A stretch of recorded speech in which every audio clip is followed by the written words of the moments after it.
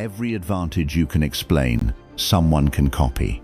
Every advantage you can copy is not really an advantage. You have built things before, good things, copied things. There is a difference. Most people never learn it. Machiavelli built kingdoms this way. So do the richest men alive. This is a warning about the one single advantage that survives being seen completely. Machiavelli warned every prince who would listen against relying too heavily on borrowed strength, an ally's borrowed army, a rented fortress wall, a strategy any observant rival could study closely and simply repeat. Borrowed strength can win a single battle decisively and then evaporates entirely the moment the enemy finally learns the trick behind it. Real power, he argued at length across his writing, had to be built from something a rival could observe completely, study in detail, and still fail to reproduce even with full knowledge of exactly how it worked. Business obeys the identical law today, and almost nobody actually builds toward it, chasing instead whatever produces a visible result fastest, regardless of how easily that result can be reproduced by the very next competitor who happens to notice it working. The advantage that isn't. This entire video is built around one single, deceptively simple distinction that almost nobody actually draws clearly enough in the moment it matters most, when a genuinely exciting early result is being celebrated rather than examined. The difference between an advantage that can be seen, described, and reproduced by anyone paying attention, and an advantage that survives being fully explained out loud because reproducing it requires something a competitor cannot simply decide to copy this quarter. Most advantages people proudly describe in interviews are not actually advantages at all. A clever pricing strategy, a viral marketing angle, a slightly better feature, all of these can be studied, copied, and matched within a single business quarter by anyone with the will to try. The temporary lead they produce feels genuinely real for as long as it lasts, which is precisely what makes it so tempting and so easy to mistake for something actually durable and lasting. Two founders each launch a genuinely clever product feature that briefly dominates its market. One celebrates the lead as though it were permanent, investing heavily in scaling the exact feature that produced it. The other treats the same lead as borrowed time, using it specifically to build something underneath the feature that a competitor cannot simply screenshot and rebuild. 18 months later, 3 competitors have matched the original feature almost exactly. Only one of the 2 founders still has anything left that actually separates him from the pack once the initial excitement around the feature itself has fully faded from the market's memory. An advantage that a smart competitor can fully copy within a year was never a moat. It was a head start, and head starts, however satisfying, close.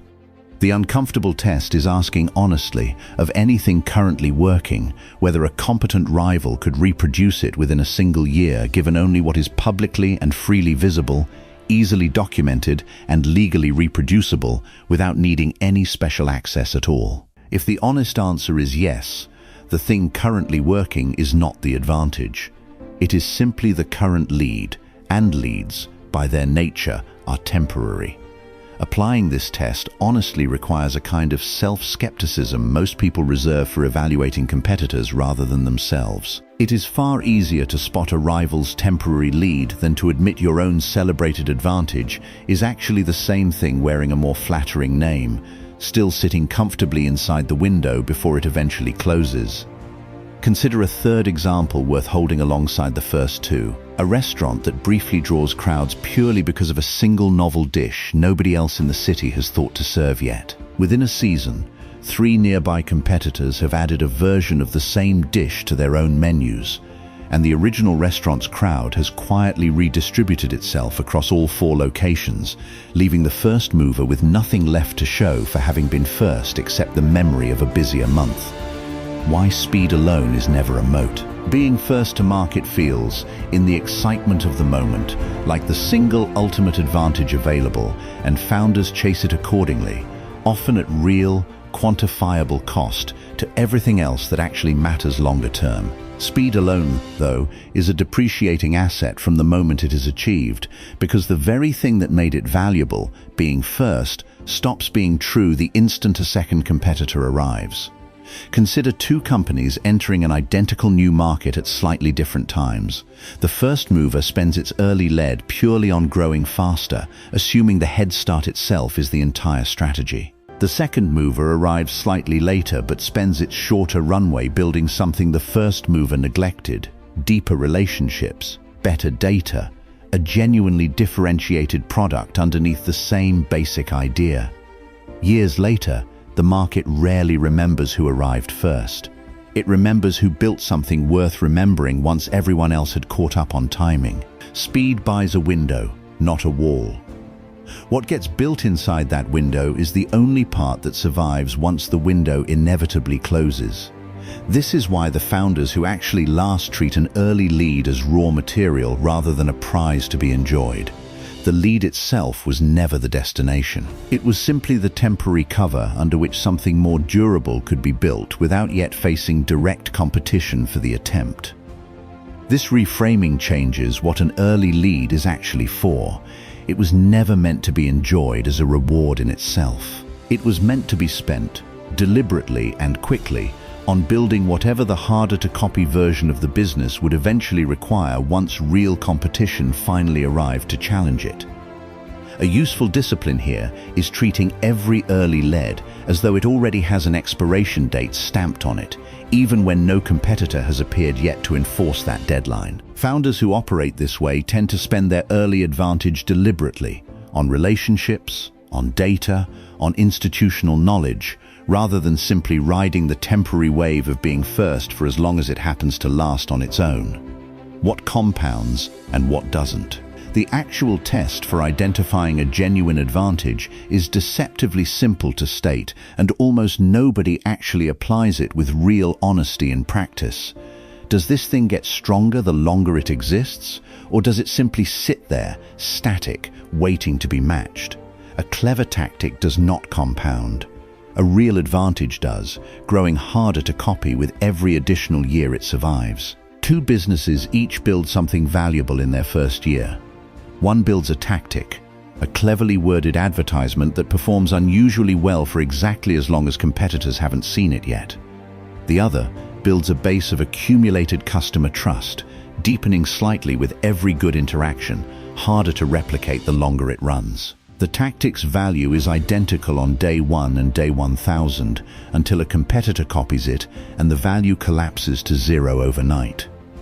The trust's value on day 1000 is not just larger than day 1, it is qualitatively different, compounded into something a copy of the original interaction could never reproduce from a standing start. Ask of anything currently valuable in what you have built, whether it would still be worth roughly the same on the day it was created as it is worth today.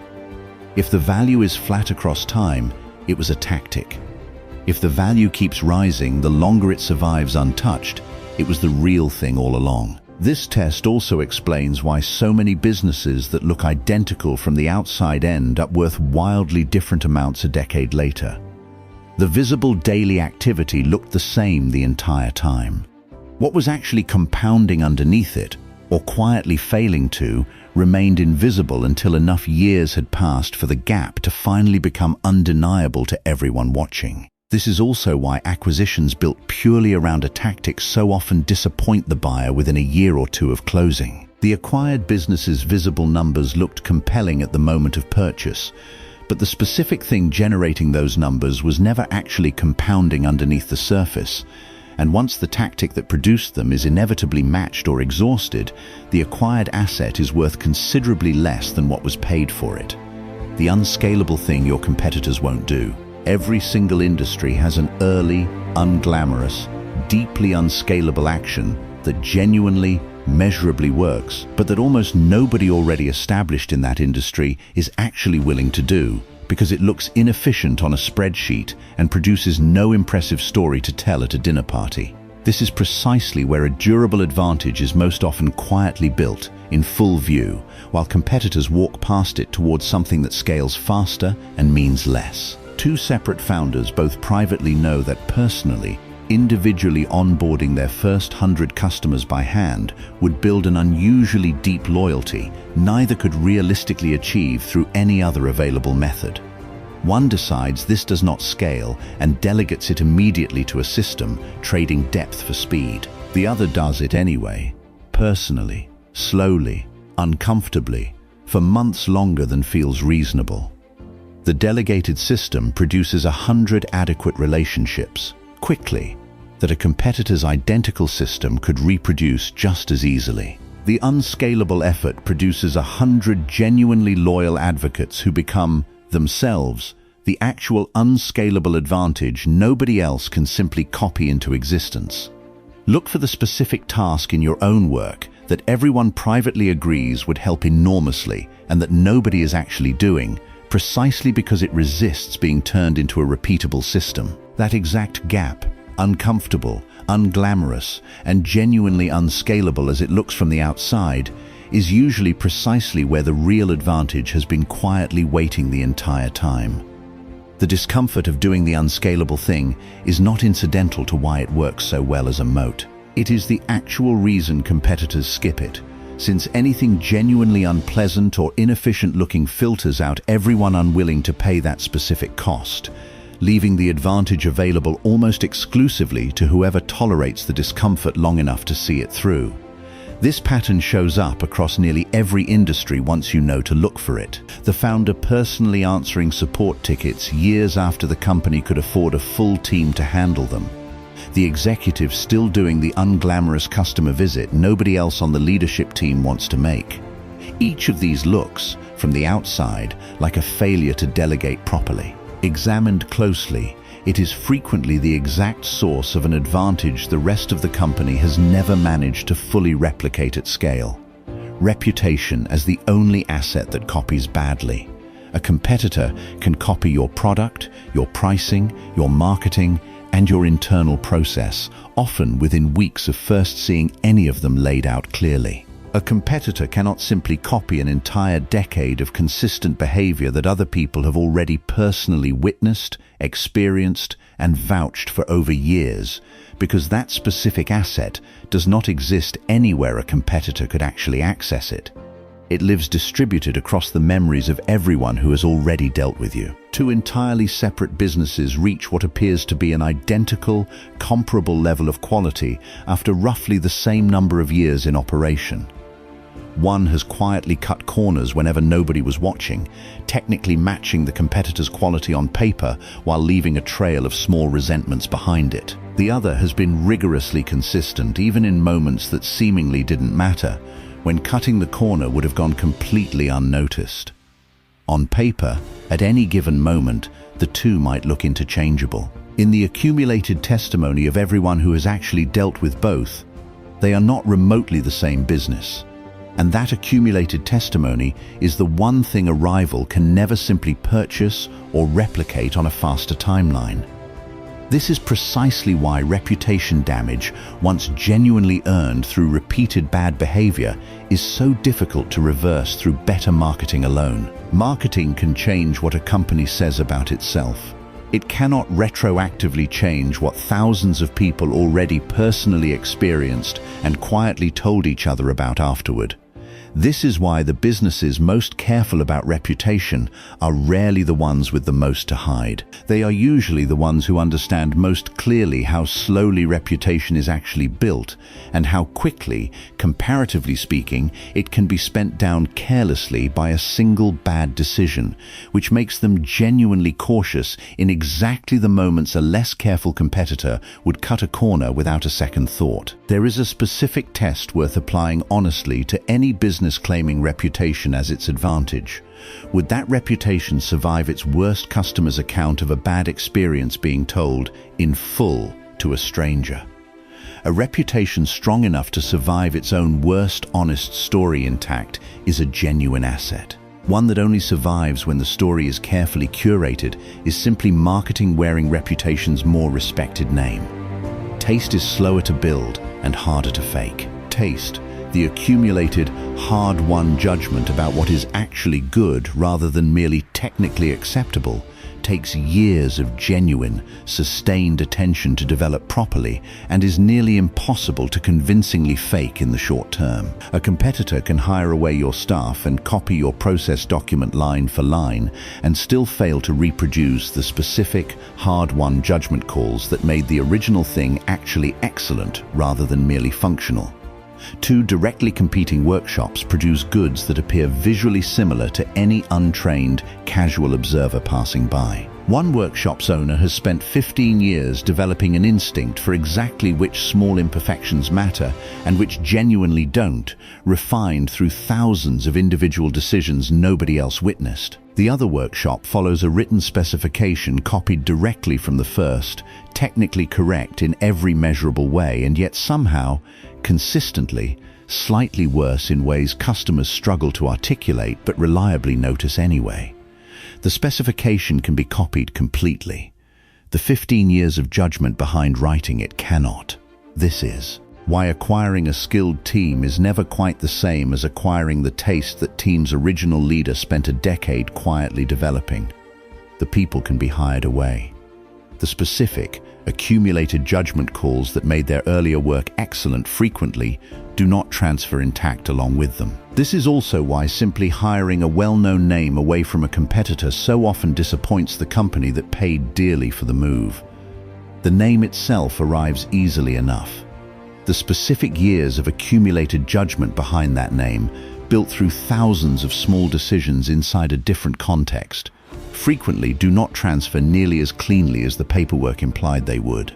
This is a genuine warning for anyone evaluating a potential acquisition or partnership on the strength of a single celebrated name attached to it. The name is real. The taste that made the name valuable may or may not travel with it. And the only reliable way to find out is watching how decisions actually get made once that name is embedded inside a new context, not simply trusting the reputation that preceded the move. The network effect of being trusted first. Once a sufficient number of people trust a specific name first, within a specific category, new trust begins arriving disproportionately toward that same name, simply because it was already established as the trusted one, regardless of whether a genuinely better alternative exists elsewhere. This is not fair, and it is not really about merit at any given moment. It is simply how trust concentrates once it reaches a certain threshold, the same way money concentrates once it reaches a certain depth. Two genuinely, measurably equal options exist within the same competitive category, one having been established several years earlier than the other. New customers overwhelmingly default to asking around and hearing the older name mentioned first. Not because anyone has done a rigorous comparison, but because being mentioned first is itself what being trusted first actually produces. The newer option can be objectively just as good and still spend years fighting uphill against a reputation advantage that was never really about current quality at all. This is genuinely frustrating for a newer competitor who is, by any honest measure, just as good. It is also exactly why the earlier arrival matters so much less at the very beginning, when almost nobody is watching yet, and so much more later, once being trusted first has quietly become its own separate, self-reinforcing advantage. This is not an argument for giving up on entering a category simply because an established name already occupies it comfortably. It is an argument for understanding, honestly, that competing on quality alone rarely closes a trust gap built over years, and that a genuinely different strategy, patience, a narrower niche, or a different point of entry entirely is usually required instead of a louder version of the same approach. The businesses that successfully enter a category already dominated by a trusted name rarely do so by directly attacking that trust head-on. They typically find an adjacent angle the established name has neglected, a specific underserved segment, a genuinely different value proposition, and build their own trust there first, in a smaller room where being trusted first is still actually available to them. Why moats are grown, not built. A moat cannot be constructed in a single decisive quarter the way a product feature can be shipped, no matter how much budget, urgency, or executive attention is thrown directly at the project. It has to be grown, slowly, through hundreds of small, boring, correctly made decisions that individually look small and unremarkable on their own and only become an actual, defensible advantage once enough of them have accumulated in the same consistent direction. This is precisely why moats are so rare, despite being, in theory, available to anyone willing to build one. Growing something slowly, correctly, quietly, for years on end, is a fundamentally less exciting activity to describe to anyone than launching something fast, visible, and immediately shareable. And most people, most of the time, choose the exciting option even when they can articulate, clearly, why the slow option would have served them better in the end. This is not an argument against speed everywhere, since plenty of decisions genuinely benefit from moving fast. It is an argument that the specific, slow-growing thing eventually responsible for a real moat almost never looks urgent in the moment it is being built, which is exactly why it keeps losing the daily competition for attention against whatever feels most urgent instead. This is the specific reason moats survive changes in leadership and strategy that would sink almost anything else a business happens to own. A moat was never dependent on any single decision or any single quarter's urgency to exist. It was built from hundreds of ordinary decisions accumulated over years, which means no single bad quarter can undo it either. This durability is precisely why a genuine moat is worth more, dollar for dollar, than an equally sized advantage built from a single clever tactic, even when the two produce identical revenue in the current quarter. One of them survives a leadership change, a market downturn, and a season of distracted execution. The other survives only as long as nothing goes wrong and no competitor happens to notice. Protecting the advantage once it exists. A genuine advantage, once actually built through years of correct decisions, does not go on defending itself automatically simply because it happens to exist. It requires the same discipline that built it in the first place. Continued indefinitely, since the accumulated trust and taste that created it can be spent down carelessly far faster than they were ever built up. Consider, as a final closing illustration, a business that spends a full decade correctly and patiently building genuine trust, then, under new financial pressure or entirely new ownership, begins quietly cutting the same corners it once refused to cut.